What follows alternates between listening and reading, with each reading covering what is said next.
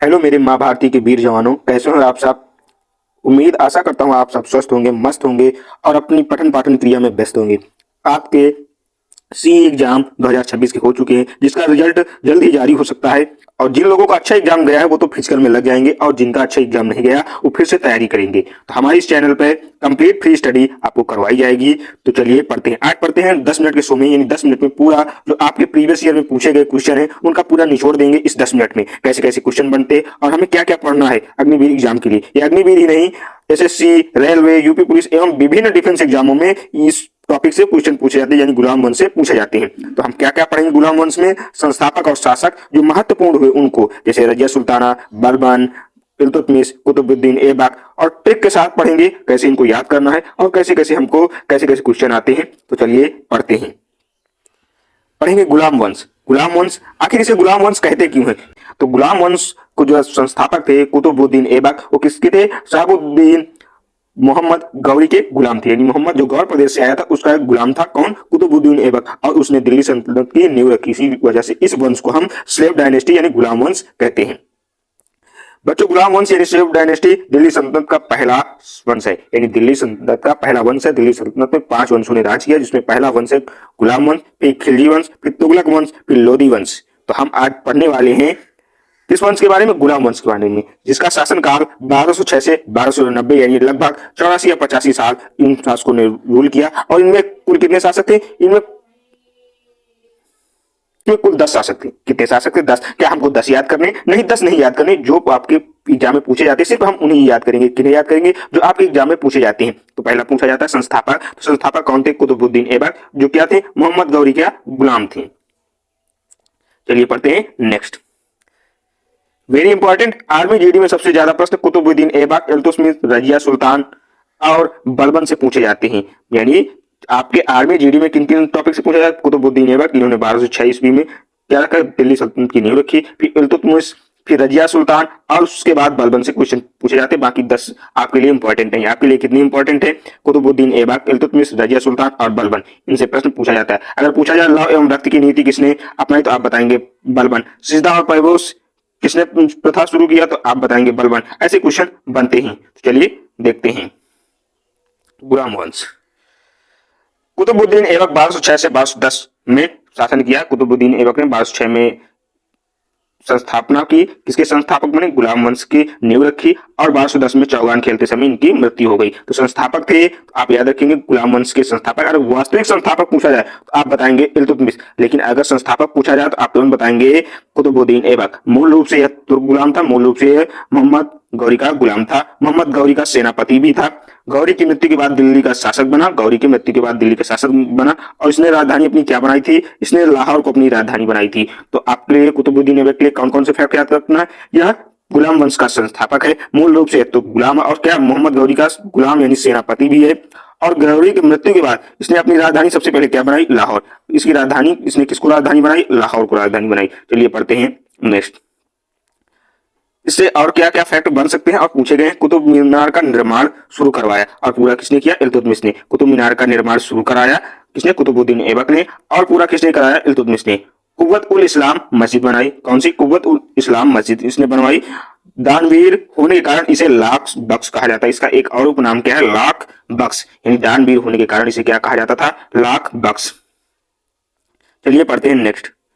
दानवीर किसे कहा जाता है? तो कुतुबुद्दीन ऐबक को अभी भी हम पढ़ के आए। दानवीर किसे कहा जाता है? कुतुबुद्दीन ऐबक को। मृत्यु 1210 में हुई। चौगान खेलते यानी पोलो खेलते समय घोड़े से गिरकर इसकी मृत्यु हो गई। ऐबक को क्या कहते हैं? लाख बख्श। और इसकी मृत्यु कैसे हुई? पोलो खेलते समय। तो यह मेमोरी ठीक है। ऐबक को क्या कहा जाता है? लाख बख्श। और इसकी मृत्यु कैसे हुई? चौगान यानी पोलो खेलते समय। यह आप याद रखते जाएंगे। तो हमने अभी तक क्या पढ़ा? हमने पढ़ा कुतुबुद्दीन ऐबक ने 1206 ईस्वी में गुलाम वंश की नींव रखी, और यह मोहम्मद गौरी का सेनापति था, और यह तुर्क गुलाम था, और इसकी मृत्यु 1210 में हुई चौगान खेलते समय। इसको लाख बख्श कहा जाता है क्योंकि यह दानवीर होने के कारण इसे लाख बख्श भी कहा जाता है। तो आप यह याद रखते जाएंगे। चलिए पढ़ते हैं नेक्स्ट। अब पढ़ेंगे दूसरा शासक कौन? इल्तुतमिश के बारे में। इल्तुतमिश क्या है? 1211 से 1236 के बीच में सबसे योग्य शासक बना, यानी गुलाम वंश का सबसे योग्य शासक बना। दिल्ली को राजधानी बनाया। उसने किसको राजधानी बनाई? कुतुबुद्दीन ऐबक ने। लाहौर को अपनी राजधानी बनाया, जबकि इल्तुतमिश ने दिल्ली को अपनी राजधानी बनाया। टंका यानी सिल्वर का कॉइन्स और जीतल कॉपर का कॉइन्स चलाया। यानी टंका सिल्वर का कॉइन्स है, इसको इसने चलाया। जीतल यानी कॉपर का कॉइन्स है, इसको इसने चलाया। इक्ता व्यवस्था को मजबूत किया, यानी कर लेने की एक प्रणाली थी इक्ता व्यवस्था, इसको ये उसने मजबूत किया। चलिए पढ़ते हैं नेक्स्ट। कुतुबुद्दीन ऐबक, कुतुब मीनार का निर्माण पूरा करवाया। इल्तुतमिश ने जो कुतुबुद्दीन ऐबक ने कुतुब मीनार को शुरू करवाया था, उसका निर्माण कार्य किसने पूरा करवाया? कुतुबुद्दीन ऐबक के जो कुतुब मीनार का निर्माण कार्य उसको इल्तुतमिश ने पूरा करवाया। चंगेज खान के आक्रमण से भारत को बचाया, क्योंकि इतिहास का सबसे क्रूर शासक चंगेज खान को माना जाता है, उसके आक्रमण से इसने भारत को बचाया। दिल्ली सल्तनत का वास्तविक संस्थापक इसे ही माना जाता है। दिल्ली सल्तनत का वास्तविक संस्थापक अगर पूछा जाता आप इल्तुतमिश को मानेंगे। तो इल्तुतमिश ने क्या किया? टंका यानी चांदी का सिक्का, जीतल सिक्के चलाए और दिल्ली का राजधानी बनाया। आप याद रखेंगे, टंका, जीतल और दिल्ली में इसने राजधानी बनाया। आप ये याद रखते जाएंगे। चलिए पढ़ते हैं नेक्स्ट। अब पढ़ेंगे रजिया सुल्तान। रजिया सुल्तान 1236 से 1240 में पहली एकमात्र मुस्लिम महिला शासिका और उसके पिता इल्तुतमिश थे। इल्तुतमिश की बेटी, इसके सभी बेटे क्या थे? अयोग्य थे। इस वजह से बेटी ने राज्यकाज की बागडोर संभाली, जो 1236 से 1240 में मात्र 4 वर्षों तक रही। एग्जाम में क्वेश्चन कैसे कैसे बनते हैं? पहली महिला सुल्तान आप बताएंगे रजिया। उसकी मृत्यु कैथल हरियाणा में हुई थी और इसी के जो गुलाम थे उन्हीं के द्वारा, ये षड्यंत्र के द्वारा इसे मारा गया था, क्योंकि वह नहीं चाहते थे कि कोई महिला हम पर शासन करें। चलिए पढ़ते हैं नेक्स्ट। रजिया पहली मुस्लिम शासिका। मेमोरी ट्रिक है, जो पूछा जाता है रजिया क्या? पहली मुस्लिम शासिका यानी महिला शासिका। फिर आएंगे नसीरुद्दीन महमूद। असल में नसीरुद्दीन महमूद एक अयोग्य शासक था और इसके शासन की बागडोर रियल में किसके पास थी? बलबन, यानी जो आगे चलकर क्या बना? राजा बना। बलबन ने 1266 से 1287 में शासन किया, यानी इसको हटाकर किसके? नसीरुद्दीन महमूद को हटाकर 1266 से 1287 में किसने बागडोर संभाली? गयासुद्दीन बलबन। सबसे शक्तिशाली शासक इस वंश का यानी गुलाम वंश का सबसे शक्तिशाली शासक बलबन ही हुआ है, क्योंकि इसने सीधा और प्रवेश प्रथा को शुरू किया। चलिए पढ़ते हैं नेक्स्ट। कार्य इसने क्या किया? कार्य इसने सबसे पहले मजबूत सेना बनाई, मंगोल को आक्रमण को रोका, लय एवं रक्त की नीति अपनाई, राजा को ईश्वर का प्रतिनिधि माना और दरबार में सिजदा और प्रवेश की प्रथा शुरू किया। यानी राजा को क्या? ईश्वर का प्रतिनिधि माना और सिजदा और प्रवेश की प्रथा शुरू किया और मंगोल के आक्रमण को रोका, लय एवं रक्त की नीति अपनाई और मजबूत सेना बनाई। चलिए पढ़ते हैं नेक्स्ट। डायरेक्ट क्वेश्चन कौन से बने इसमें? लय एवं रक्त की नीति किसने अपनाई? तो बलबन ने अपनाई। बलबन यानी बलवान राजा, लय एवं रक्त की नीति अपनाई। गुलाम वंश का अंत 1287 के बाद कमजोर शासक आए और इस वजह से गुलाम वंश का अंत हो गया। 1290 में जलालुद्दीन खिलजी ने सत्ता संभाली, यहीं से खिलजी वंश की शुरुआत हुई। 1290 में जलालुद्दीन खिलजी ने सत्ता संभाली और यहीं से खिलजी वंश की क्या हुई? नींव पड़ी, यानी शुरुआत हो गई। गुलाम वंश समाप्त हुआ 1290 में, गुलाम वंश शुरू हुआ 1206 ईस्वी में। इसमें हमने कौन कौन शासक पढ़े? कुतुबुद्दीन ऐबक, इल्तुतमिश, रजिया सुल्तान, गयासुद्दीन बलबन। जो 1266 से 1287 में गयासुद्दीन बलबन, इसके बीच में ऊपर आया नसीरुद्दीन महमूद, इसके पहले रजिया सुल्तान, फिर इसके पहले इल्तुतमिश, फिर सबसे पहले कुतुबुद्दीन ऐबक। ऐसे आप याद करते जाएंगे।